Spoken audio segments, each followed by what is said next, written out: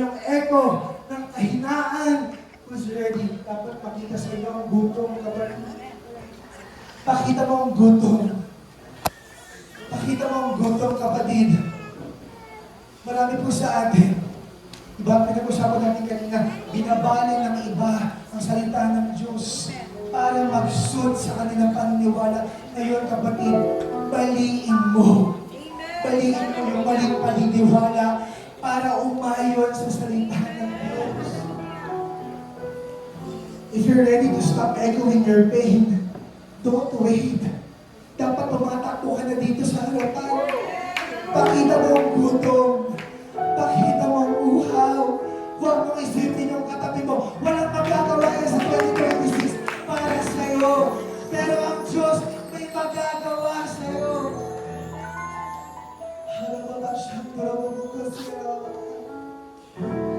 Pakita mo ang uhaw mo, kapatid. Hindi kita tatawagin, ikaw ang lumapit sa Lord. Pakita mo ang gutom mo. Pakita mo ang pride na kinain mo, ang pride na tinapakan mo. Come on, church. Let's worship God. Let's worship. Ang power ng Holy Spirit para lamang po sa marunong magpakumbaba sa harapan ng Diyos. Marami sa atin, pagod ka na sa kahirapan mo, sa karamdaman mo, pero walang nagbabago sa ginagawa mo. In order for you to be healed, kailangan pakita mo yung gutom. Gutom mo sa Diyos na never mo pang napakita sa Diyos. Kailangan mapawaw mo si Lord sa gabing ito. Katulad ng babaeng dinudugo na mahawakan ko lang yung laylayan ng Panginoon, gagaling na ako. Kailangan mapawaw mo ang Lord. Mapagod ka na sa kahirapan, kapatid. Mapagod ka na sa karamdaman. Mapagod ka na sa iniinom mong gamot.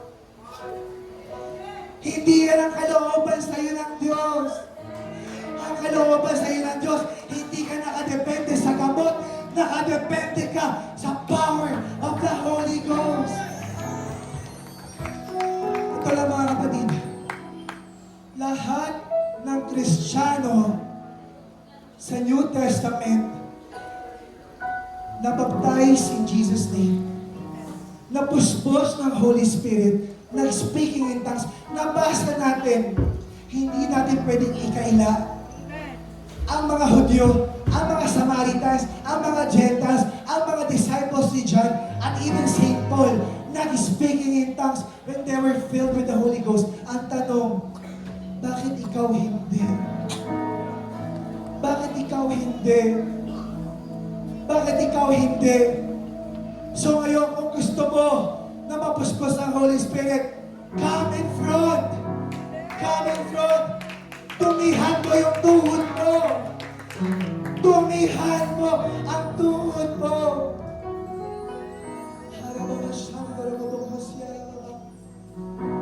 Ngayon pa, we will worship God. We will worship God. When the Bible said when we worship God, He inhabits, He enthrones the praises of His people. Bababa ang Holy Spirit. Bababa ang Diyos. Diba? Sino gusto tumanggap ng Holy Spirit? Sino gusto mabautisman of the fire of the Holy Ghost? Yung mga hindi nagtaas ang kamay, hindi po kayo mabautisman ng Holy Spirit. Hanggang walang surrender. Hanggang walang surrender. Come on, church. Let's worship God. Tumihan natin yung mga tuhod natin. Sa lahat po na nagpakita ang Lord kay Moses, nagpatira pa. Na nagpakita ang Diyos kay Abraham, nagpatira pa. Nung nakita ng mga disciples si Jesus Christ, nagpatira pa. Ang mga Kristiyano ayaw madumihan ng tuhod.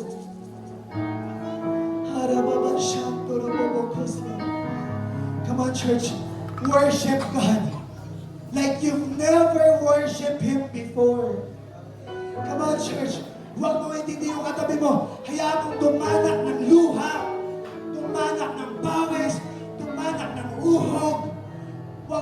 Ngiti ng katabi mo. Church.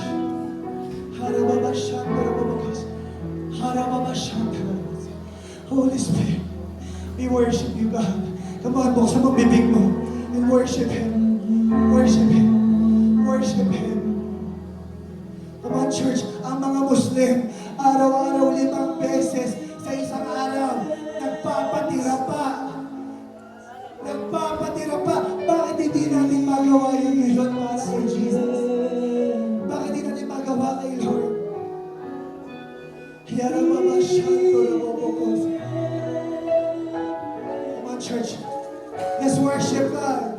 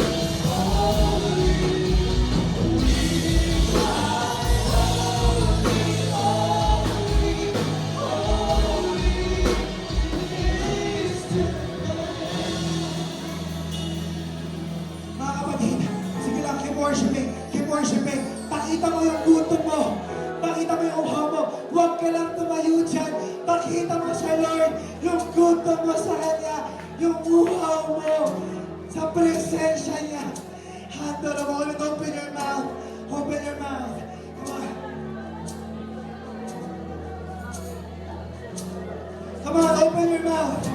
Open your mouth. Worship Him. That is the power of the Holy Ghost. Come on, church. Huwag mong pigilan. Huwag mong pigilan. Let loose in the presence of God.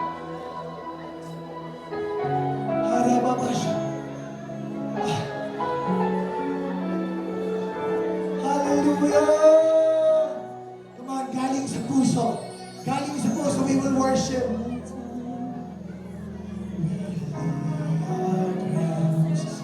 At the feet of Jesus. Come on. The greatness of the mercy and love. Come on, wag mong pigilan. At the feet. Come on. Let the Holy Spirit move you.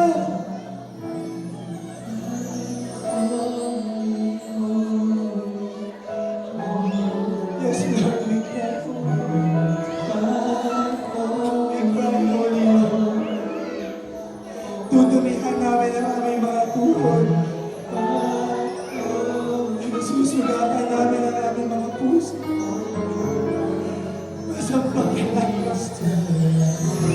Tutulugin namin ang aming mga pride. Matanggap ka lahat, Lord.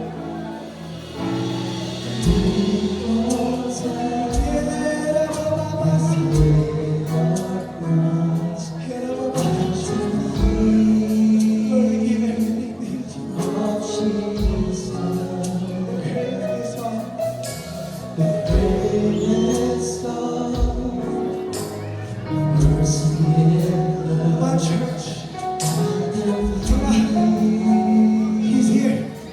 Pinupuspos ka niya. Siya'y nararamdaman mong init sa puso mo. Siya'y nararamdaman mong init sa puso mo. Siya'y nararamdaman mong apoy sa kamay mo. Siya'y nararamdaman mong apoy sa bibig mo.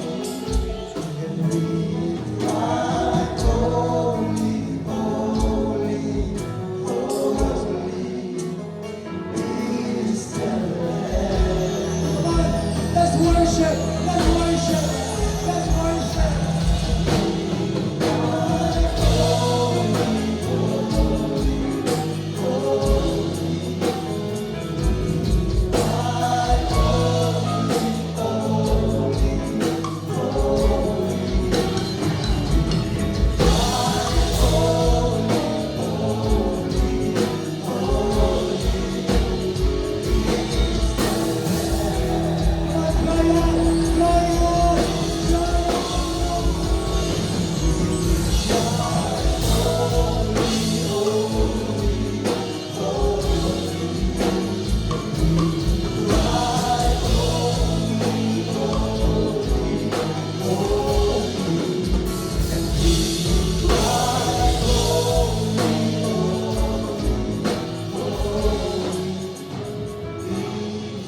Church, tumayo tayong lahat.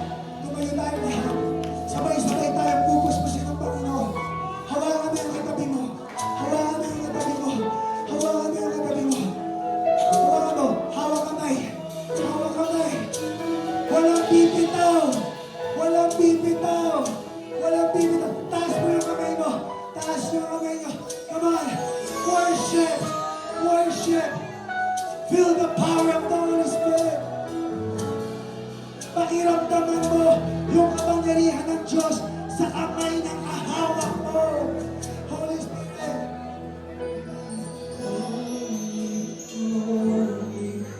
Come on.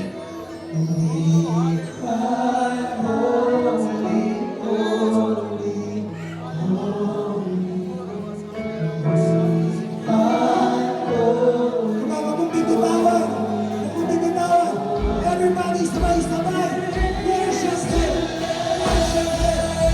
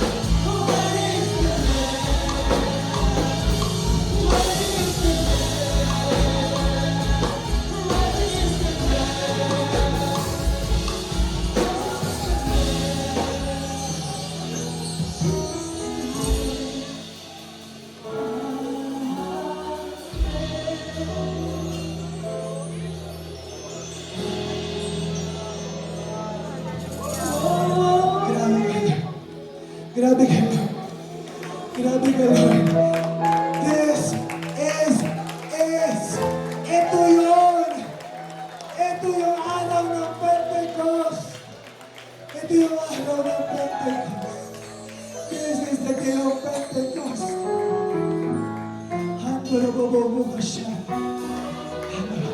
Sige kapatid, yakapin mo yung katabi mo, lalaki sa lalaki, babae sa babae. Pero na lang kung asawa mo o anak mo, sabihin mo, ang buti ng Diyos. Grabe ang pasabot bago magbagong taon. Kala mo ba siya?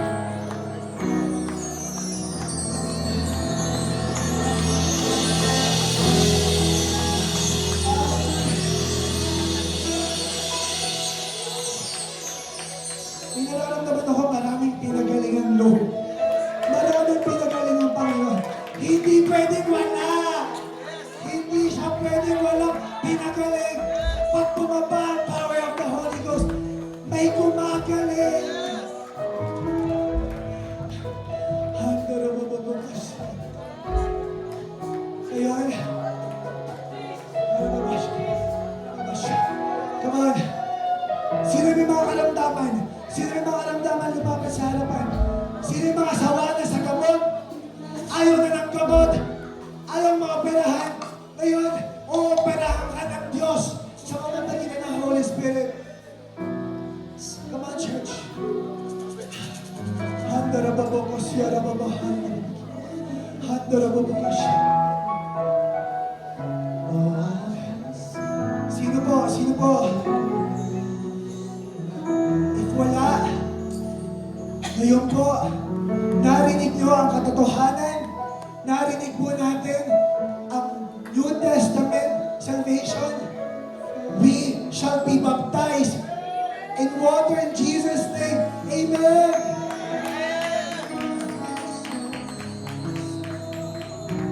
Sige pa, pag-break. You know what? 10 years ago, I was diagnosed to have breast cancer. And I'm standing here right now. It's not because I am healed dahil may doktor. But I want you to know we have a great physician. If God can do it to me, He can do it to you. And right now, for those who are sick in their body, hindi lang sa katawan, we have people here who have cancer. Hello! The Holy Spirit that is here and He can do just about anything. Amen? He can do just about anything because He is God. God is in the house. Lord, right now we pray over those who are sick in their body right now. You said in your word, if you lay our hands on the sick and the sick shall recover. Lord, right now we pray. We pray right now in the name of Jesus Christ. Be healed.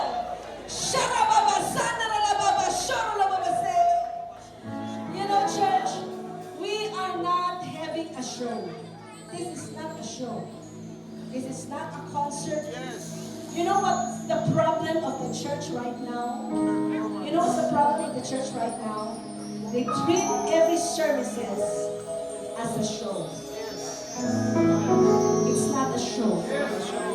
And what the church is missing right now is the reverence. The reverence of the presence of God in the house. If you really believe that God is in the house, I tell you, everybody will be laying on their face on the ground. Wala nang paggalang sa presensya ng Diyos ngayon. Sapagkat kung narito talaga ang presensya ng Diyos, kung narito talaga siya, if God is in the room, when you walk into the room, Lord Jesus, everything changes. No one encounters the Lord Jesus Christ and stay the same. And I tell you, some of us here said, Lord, you've been with me in 2025 and nothing changed. I tell you, you've not been with Jesus. And it will end right now. Because we're going to face 2026 and be filled with the Holy Ghost. Come on, how many are ready to be filled with the Holy Spirit? How many of you are ready to be filled with the Holy Ghost? I tell you, church, makinig po kayo sa akin. hindi ka puspos ng Santong Espiritu, malapit ka sa kasalanan. Madaling magkamali. Madaling matukso. Madaling magpretend. We need the Holy Spirit so that we can see clearly. We need the Holy Spirit so we will not be blind anymore. You can be at church and still not born again. You can memorize the Bible and still not saved. Hello, church! God is raising up a remnant in this generation that will say, Lord, I need the touch of the Holy Spirit. Kasi pag hindi ka puspos ngayon, sasabihin ko sa iyo, mahuhulog at mahuhulog ka sa kasalanan. So stop pretending. How many of you wants to be filled with the Holy Spirit right now? Raise your hand. How many wants to receive the Holy Spirit right now? Raise your hand. Bibilang kami ng 3. And this is not a show. The Holy Spirit will flow and will fall in this house. Kapag pinatatalong ka ng Diyos, tumalong ka. You know what's the problem? No one obeys the Holy Spirit anymore. We need to normalize hearing the Holy Spirit because He is alive. He is alive today. He is true and He is alive today. Come on. At the count of 3. Marami sa inyo hindi pa nag-i-speak in tongues, but you will receive the power of tongues right now. The Holy Spirit will fall into this place. Huwag po nating sayangin ang presensya ng Panginoon. This is not a show and this is not a drama. I tell you, if you will be humble enough and say, Lord, I surrender. God is not